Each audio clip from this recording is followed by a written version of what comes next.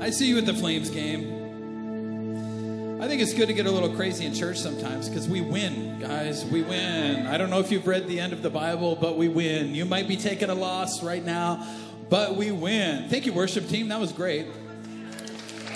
Yeah, that was really, really great. I'm Pastor Corey. If we haven't met, I would love to meet you. This is my lovely wife, Pastor Erin. We started Venue about 6 years ago, a little over 6 years ago now, and just look what the Lord has done. I don't want to brag about being like a good husband or anything, but Pastor Aaron on Friday night was digging a tree root out of the yard. And those tree roots are made out of wood. They're pretty tough. She needed a real man to come and help her. That's... When you preach, you can say whatever you want. And so I went over there and I used my hands, everybody.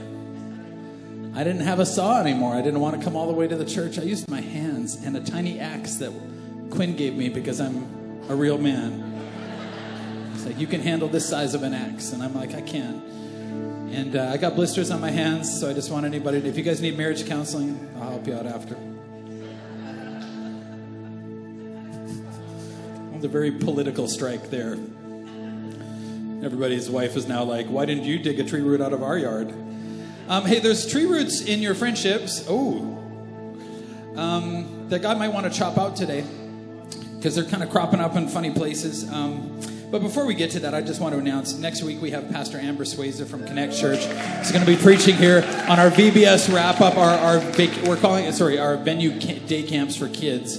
And we have like 30 something. Anyways, kids, we have 50 venue volunteers, dream teamers. Thank you for taking time off of work. Thank you for coming and blessing the kids of our city. We have a few spots left, so if you got a friend that's not here yet, do that, and then get their parents to church for there's a big barbecue and party afterwards. So it's going to be great, you guys. So thank you so much. I'm so proud of that entire team, Tammy and her team there, for doing that. Thank you guys so much. All right, I'm going to get into my sermon. This is the second part of a sermon called People I Like. Just talking about friendships. This sermon is called Red Kool-Aid, and afterwards, the church will be handing out Kool-Aid. In fact, we do this at most of our city events. If you don't know the history of this, sorry, we're a bit sarcastic, but the city actually thinks it's hilarious when the church hands out Kool-Aid. So you're going to get some red Kool-Aid afterwards. I'll tie that in a little bit. I'm talking today about a relationship between King David and three of his what are called mighty men, like the best of the best in Israel, of his fighters, and their friendship. They did something 3,000 years ago for a friend that is still remembered. Most of the nations and kings of that day have been long forgotten, but this story lives on because of a sacrifice that they made for friendship. It's the kind of friendship you won't hear about in our country anymore, but it's the kind of friendship you'll hear about in our church and in the churches in this nation. Scars and friendships are hard to take when your friendship doesn't really have a purpose.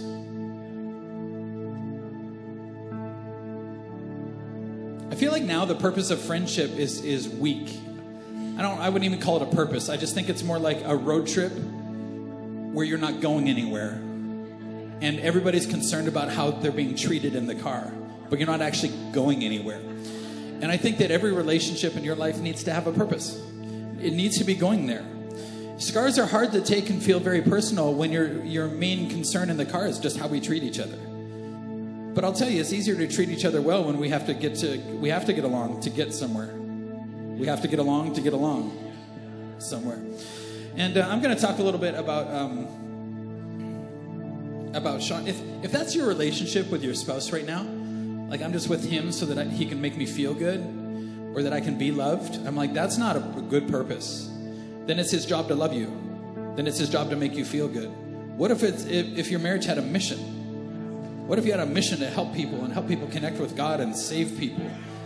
I think we're way too worried about how we're being treated, and we will get scars from each other. Sean and I, we've been besties for a long time, and I'm going to share some stories about Sean right now. So just stay up there. Sean's an introvert, so he's going to come up with some really good comebacks at about 2 tomorrow morning. Pastor Aaron and I are basically responsible for Sean and Nastia getting married. We don't want to take a lot of credit, but... Did she just say, shut up? Did she just say that? We've suffered so many scars from you, Nastia. You know, when they were dating back in the day, in my dad's church, they had this weird little relationship thing going on where Sean would come to me and he'd be like, Pastor... I was my dad's worship pastor. He'd be like, Pastor, I really like Nasty, but she's just not feeling it right now. She doesn't feel like God wants us to be together right now. And then every 2 months, then Pastor Aaron would come to me and be like, Nastia feels like they need to start dating and start courting each other. Like, feels like God is in this. And Sean would be like, I just don't feel it, Pastor. And every 2 months, they would trade. Every 2 months. And finally, Sean is talking to me, and he does another one of his like, I don't know, Pastor. Nasty's really into it, and I'm not really into it. And I finally said... in the words of the Holy Spirit, you two idiots need to decide to like each other at the same time.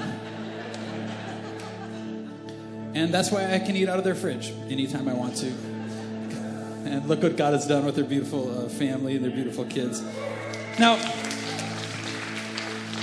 I don't know if Sean's supposed to stay up or... You want to go down? Okay, you can go down. I'll tell this. I don't need you up here to tell this. So this would define Sean and my relationship, is that Sean and I are very different from each other. Now think about your friendships, how different they are from each other. Sean is very smart, and I'm good looking. And smart. Good looking and smart. Okay.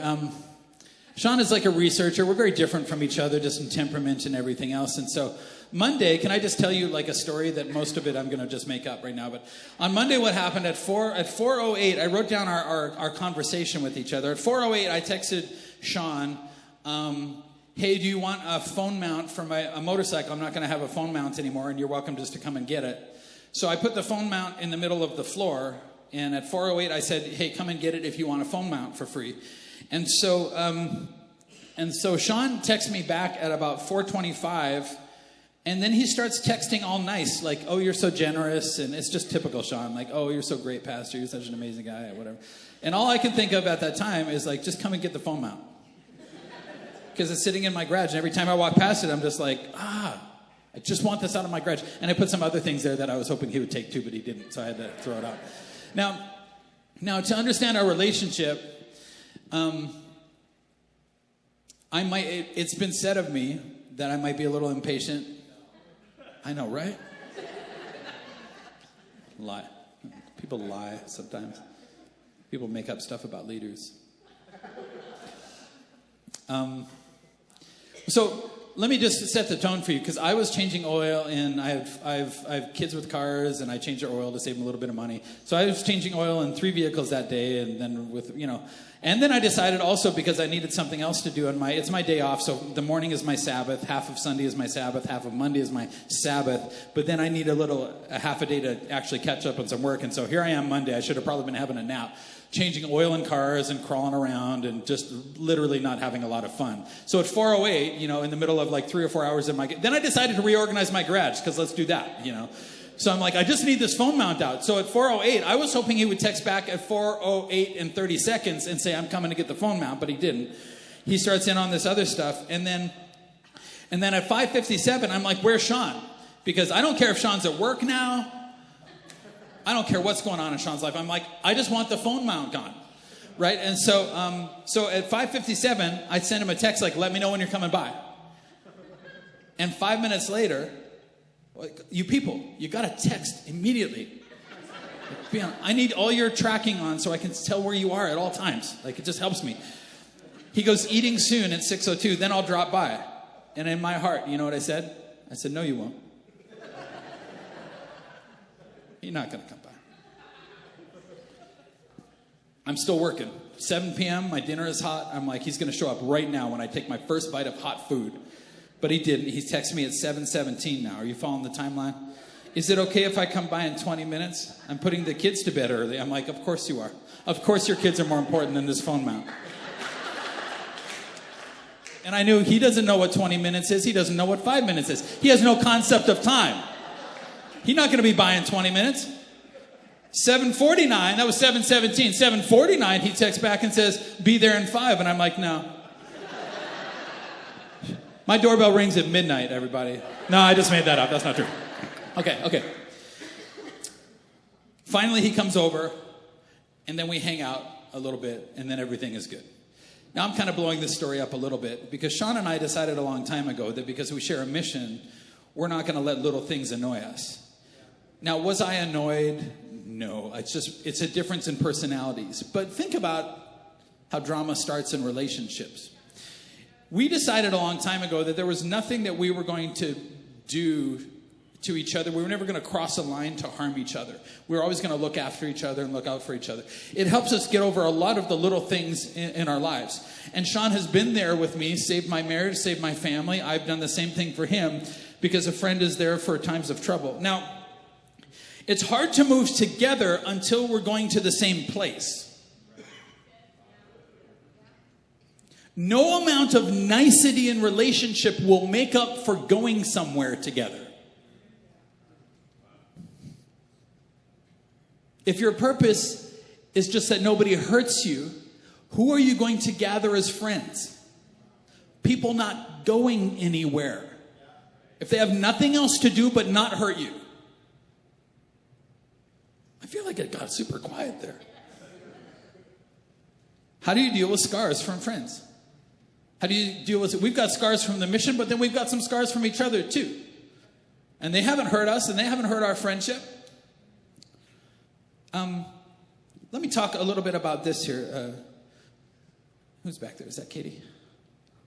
Hi, Katie. Katie's my third girl. She does a great job back there. Come on, somebody.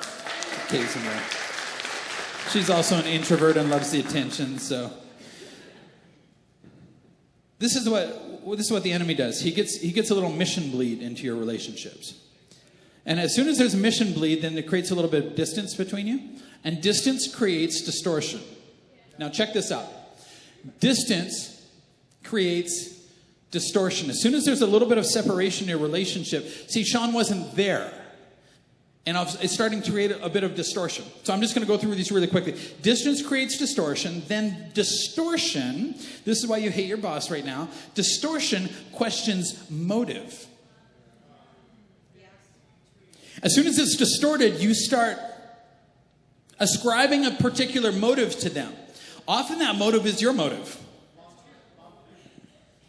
But you start ascribing like, oh, this is why they're doing that. And then sacrifice is pulled, and then loyalty dies. Now, distance creates distortion. I don't think I need to handle that all that much. Does that make sense? Like, if we're not with each other and seeing each other that much, that's why if you miss church, it creates distortion. Right? It even creates distortion with you and God. And all of a sudden you don't see God as He is, you see God as you are. And church cleans out your filter. Right? But if you don't see your spouse for a long time, you don't see your friends for a long time, you don't see your small group leader for a long time, there's a little distance in there. You know, mission bleed will create that, but also if you're just not with each other, we're just humans. That's just how it happens. Then distortion questions motives. Now, the worst part of this is that in the distance, when the other person, you're questioning their motives in your heart, they don't get to defend themselves. Have you ever had an argument with somebody in your head? Well, see, they're not there though, right? People have arguments with pastor in their head all the time. And I'm like, the pastor in your head must be the dumbest guy on earth. Because the more that I talk in an argument against Paul, the smarter I get and the dumber Paul gets. You know what I'm saying? Because like nobody talks themselves into being the villain of the story, right? But as there's distance, I start questioning motives, and then I create a fake version of you in my head that I start arguing against, and I'm not going to lose those arguments. And most of the time when people come and talk to pastor and they've been arguing with fake pastor in their head for a long time, they forget that real pastor is pretty good in an argument. And most arguments, if the devil can get in there between you and your small group leader, most arguments are based on a wrong principle that the story is just spiraled out of control now based on one word that you misheard or misread or... I hear it all the time that I bake it down to this thing, but it's so hard to give up all the rest of the stories because you built an entire pinnacle on a foundation that's not real. Can I get real in church culture? I had a small group leader who doesn't attend here anymore. They found out the hard way that it's harder to argue with me in person.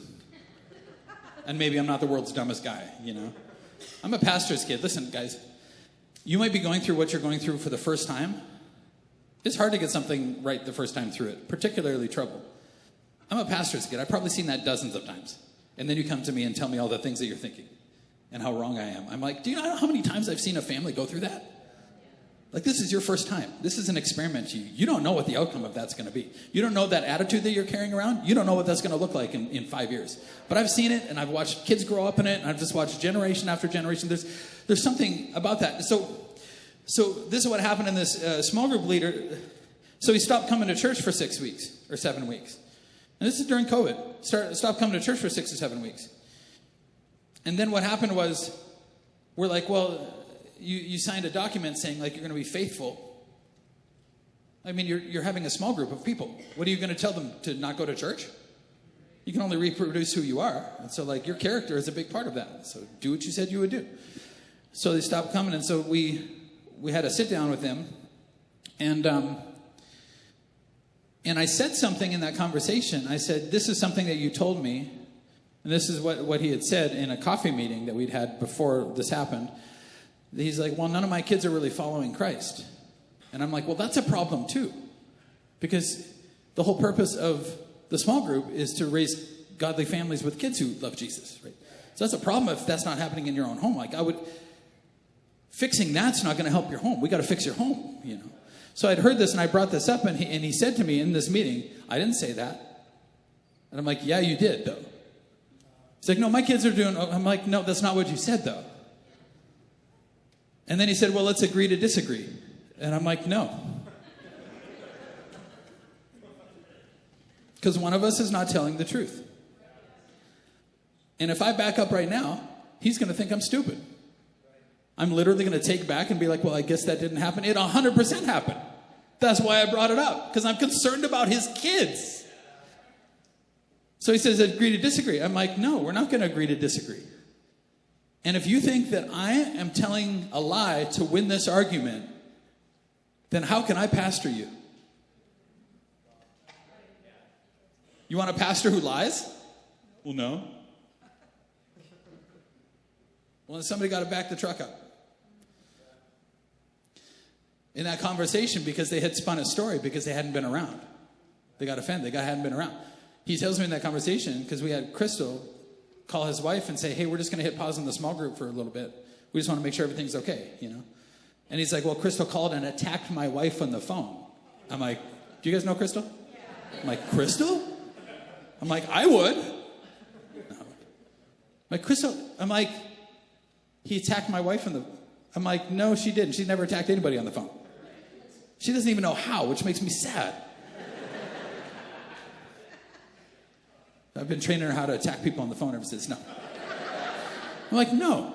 I'm like, stop it. She didn't do that. Well, it felt like, I'm like, no, it didn't feel like that because it didn't happen. I realized what created that? It's this distortion thing.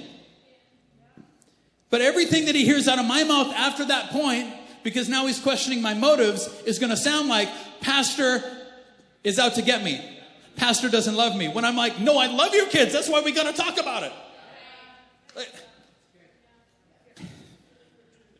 Everything after that's going to scar him. Because he got off mission. He forgot that his mission was to raise godly families whose kids love the Lord. When the sacrifice gets pulled, then loyalty dies. As soon as you stop sacrificing in your marriage, your heart will go wherever you start sacrificing. So this is where I'm just not in love with my husband anymore. Sacrifice. The Word of God says, where your treasure goes, there your heart goes. Well, I can't control my heart. Where your treasure, where your time and resources go, there your heart will be also. Well, see, my husband is not sacrificing to me. Sorry, are we talking about your heart or his heart? If we're talking about your heart, treasure. Invest. I don't think my mom loves me a teenager says, invest in that relationship. Sacrifice your time and your energy. Your heart will go there. You'll start getting this questioning the motives. Is this helping somebody? Because as soon as you pull your sacrifice, you pull your loyalty. So much I want to say. Here's what happens. Once you get into, can I just give you a little like pastor's kid behind the scenes here? Once you get into giving and generosity with God, our family gives a tenth back to the Lord for the saving and adoption of souls. We think it's a great deal. And the Lord also guarantees our other investment and causes it to go further than we could ever have done anyway. So everything we touch turns to gold because God is good. But when we give to the Lord, we actually give more than that. But when we give to the Lord, if I stop giving to the Lord, a month later, you ready?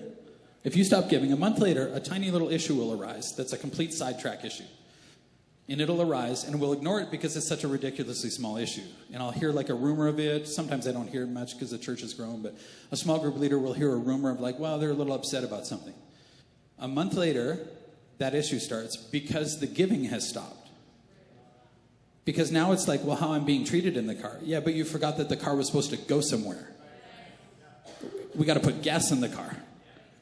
We got to keep the car clean. We got to throw the garbage in the garbage can. You know, we got to live like a family lives. And then what happens is 3 months after that, this issue is now a huge issue. And somebody leaves and we don't even hear about it now. And then we hear rumors 6 months after that about the issues that they had. And we're like, but that didn't even happen.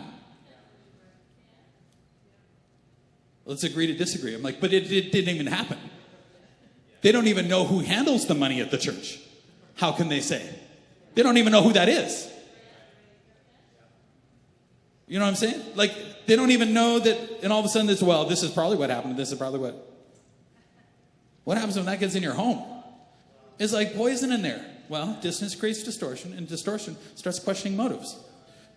Invest, re-engage, invest. Have you ever asked your boss how his life is? No wonder you feel disconnected. How about his family? Hey, I saw your wife the other day. She looked lovely. He'll give you a raise, 100%. Proverbs 17:17 says, a friend is always loyal, and a brother is born to help in time of need. Now, David's 3 mighty men had what everybody else in Israel wanted when he became king. Everybody wanted to be besties with King David. But it didn't start there. They had an entire friend group called the Group of Mighty Men that they were like besties with. These were the guys that they hung out with. These were the guys they did life with. These were the guys they fought beside. These were the guys they bled with. Now, lifelong relationships don't often start in comfortable times. Think about that. If you're in a time of trouble right now, it is a terrific time to establish some lifelong friendships. It's a terrific time to sign up for a small group, to scan the QR code and sign up for small groups in the fall. Terrific time to get rid of all that baggage and freedom group that we're doing, and get rid of all that baggage of yesterday so that you can walk into tomorrow and quit carrying around all this stuff and then handing all your friends rocks to carry around for the rest of their lives. You know, let's deal with our own rocks. Let's go and... 1 Samuel 22, it says, so David left Gath and escaped to the cave of Adullam. I'll set this up. Soon his brothers and other relatives joined him there. So, I knew his time out there. So, David leaves Gath. And you're like, what's Gath? You remember Goliath of Gath? So, David has been, if you think you're discouraged, David has been anointed king by Samuel in front of his brothers. He has been anointed king. He has killed Goliath of Gath 2 miles from the cave of Adullam. 2 miles from here. And it says he escaped from Gath. What does that mean? He starts rising in Saul's ranks. He becomes one of Saul's top people. Saul gives him his daughter in marriage. Then Saul starts to try to kill him. He flees to, get this, the king of Gath for refuge. That's how bad it got. He goes in there and they're like, isn't this the guy that killed the big guy? He freaks out. He pretends he's insane. And the king of Gath is like, because they thought that evil spirits could be spread from one person to the other, which they probably could. He's like, get this crazy person out of my house. He escapes from Gath and goes to the cave of Adullam. So you think that you're having a bad day. Anointed king. His wife is somewhere, who knows, with somebody. Like, you know what I'm saying? Like, he's literally dealing with the worst time of his life, and worse than I think you can probably imagine. It says, then others began coming, men who were in trouble or in debt, who were just discontented until David was the captain of 400 men. You know why? Because David prayed for help. And God's like, okay. And then 400 losers show up. Men who were in trouble, who owed everybody money, or who were just unhappy. And David's like, can I have somebody who's got a good marriage and a business maybe? How about somebody who's got like a nice horse? These guys don't got nothing. Like, you sent me the worst guys in Israel. Now, what you don't really know about this is that these 400 men were the basis of an army one day that would number 1.5 or 6 million people. These were the captains. So in the time of your trouble, you're like, God, I just want a good friend. And God's like, I'm going to give you a friend. We'll see if they hit their destiny, because you'll never reach your purpose until you help somebody else get to theirs. Yeah, we'll see. They could be your best friend. They could be incredible if you invest, if you give them your life. See, he could have brought David comfortable people, but comfortable people don't know how to fight. David doesn't need comfortable people. He needs uncomfortable people, because he's got to train them how to fight, and how to fight the battles that Saul won't fight. 2 miles from where Goliath is defeated, David is suffering. 2 miles is where his best friendships start. 2 miles from the place where Goliath went down. Are you in Adullam? God has a divine people appointment in this room. Some of you will leave with a future of friendship. And some of you go home and be disappointed. But God might be sending you people. God might have sent you here to this church. 2 Samuel 23. Once during the harvest, when David was at the cave of Adullam, the Philistine army was camped in the valley of Rephaim. So David is back here now. Now let me set this timeline up. David is king now. So we just fast forwarded a bunch of years. David is king now. The Philistines have heard that David is king, so they're trying to get to him quick if they can. So he goes back to a place, catch this, to the place of his greatest disappointment, the cave of Adullam. See, the place of your greatest loneliness and your greatest disappointment might become the place of your greatest strength one day. He goes back there. He goes, I know how to live in disappointment, and I know how, and I know who I'm taking. He goes, I know how to fortify that place. I know how to have security in that place. I know how to fight from that place. And he goes there. It says the 3 who were among the 30, an elite group of David's fighting men, went down to meet him there.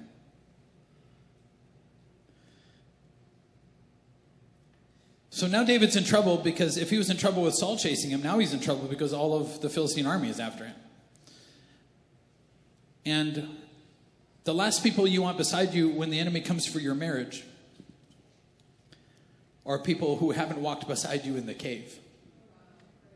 Because everybody wants to be your friend when you're successful.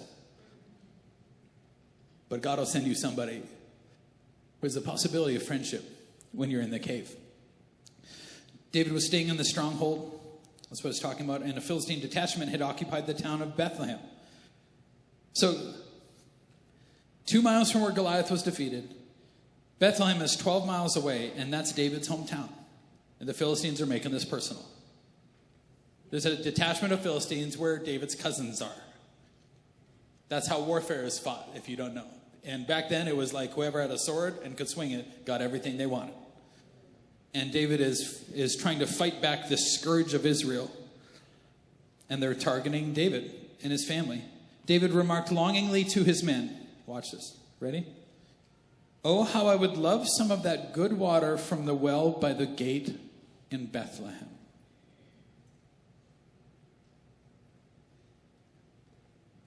His military objective is not to drink water from wells. he just says out loud, I remember what that used to taste like when we were free. When my town was free. When the children of my nation were free. Man, that was the best water. Your hometown water is not the best water. It just tastes like the best water. And these three guys, they don't come down hard on his yearning or his weakness or his flaw. They're not like, David, get over it, man. We gotta fight these Philistines over here. That's 12 miles away. We got to fight these Philistines. They didn't come down hard on him because they weren't distant from him. There was no distortion. They weren't misreading him as if David is just like, oh man, I just wish somebody would go and get me a drink out of that well because I'm super selfish. But if you're distant from your leader, that's what it'll sound like.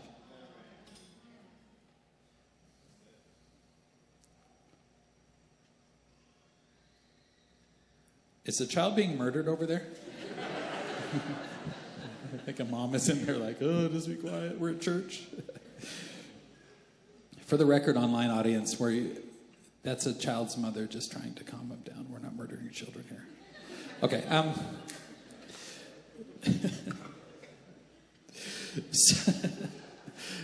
a parent of 4 daughters, and our kids are older now. I'm just glad it's not me. When your babies are small and somebody's screaming, you're just like, I'm just glad it's not my kid.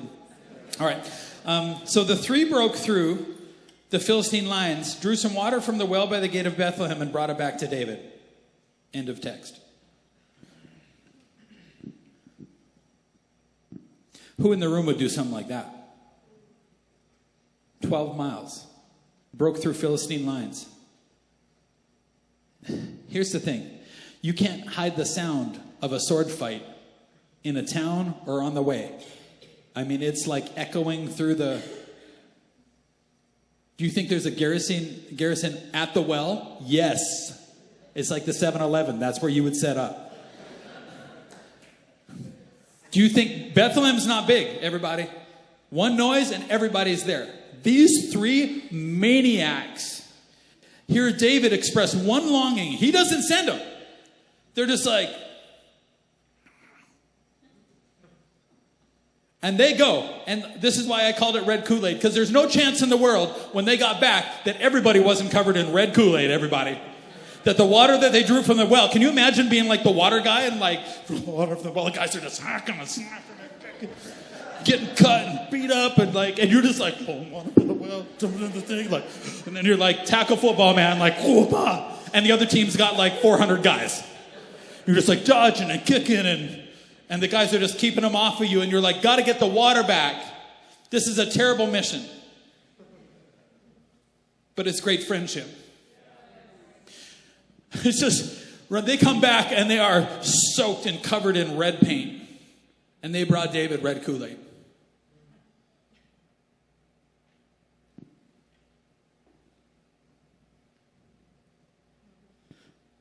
It's almost like they were saying, we want you to taste. We don't want you to forget in this hard time. We want you to taste what it could be again. We want to remind you, David, that we think it's God's dream, that well is free. We think it's God's dream. We want to remind you of a better day so that today doesn't seem like the worst day. You were we're going to get that well. There are scars in the years to come, as scars in good friendships do, just to remind you of the mission. Like, hey, remember that time we baptized all those people and it was minus 30? We baptized them in my garage and we did a video baptism of like how many people? I don't even remember anymore. So many people. Video baptized them. Our service was 2 hours long. I'm so sorry. But we had to baptize people. And people were getting saved and coming out of hell and going to heaven. And it was crazy time. And I got so sick because we baptized people and it was minus 30 and we did it in my garage. And we videoed them in my garage and I got sick. And it took me 10 days in Mexico to stop coughing my lungs out. Remember those scars? I remember. Remember the people that have left us? Yeah, I remember. They just remind us of what we've got. See, everybody wants the extravagant sacrifice of their friends, don't you? You want to be David. You want your friends to be like the guys who would be that crazy and would be like, yeah, we'll go.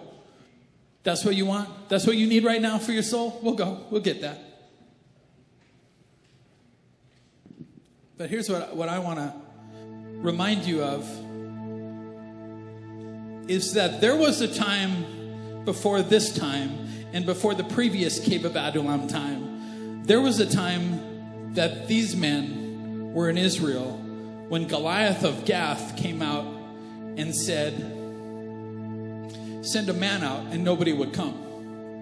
And Saul is there and Saul won't come. Were these guys in the army that day? Were these guys teenagers while dad was packing the home up so they could flee to the caves? Because Goliath said, give me a man, and if I fight and if I beat him, then you'll be our slaves. Did they see David come out as a teenage boy and be like, who is that friggin' guy? He defies God and he'd make slaves of my cousins, my people. They see a teenager go out, ready? With a 0% chance he was going to live. They watched him come out. Why? Because he'd had enough. They watched a boy risk everything that a king wouldn't risk. So they wouldn't have to flee to the mountains and the caves with their families. Everybody wants loyal friends, but I wonder what you'd pay, because friendship is expensive. Because David can't live in a world where Goliath's head stays on that ugly body anymore. It defies the right of God to rule and would make slaves of the kids of his nation. He can't live in a world like that.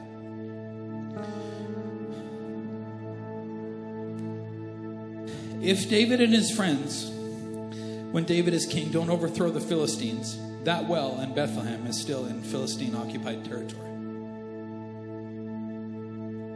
You ready? 1,000 years later, a boy named Jesus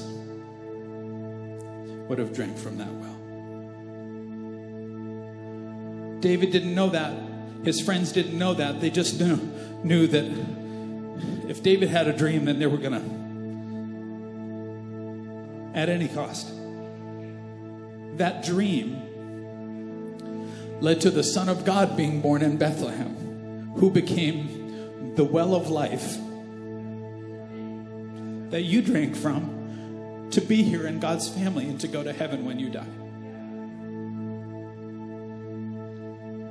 And it's a free well because 3 of David's friends heard his heart and knew that if that's his dream, we're just going to trust him and we're going to go.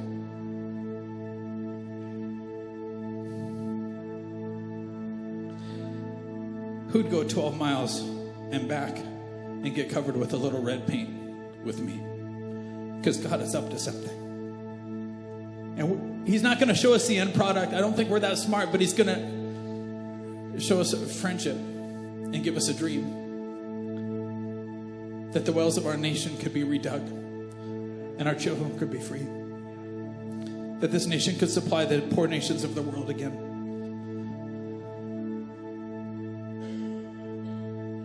Jesus died to make friends of the enemies of God. And he hung on that cross and was covered in red paint, and he drank the red Kool-Aid of friendship. And I want to ask you, what would you do for a friend? Maybe it's time to invest. Maybe it's time to put some roots down. Maybe it's time to bleed a little time and resources and see what God would do with the heart of a church that understands friendship again.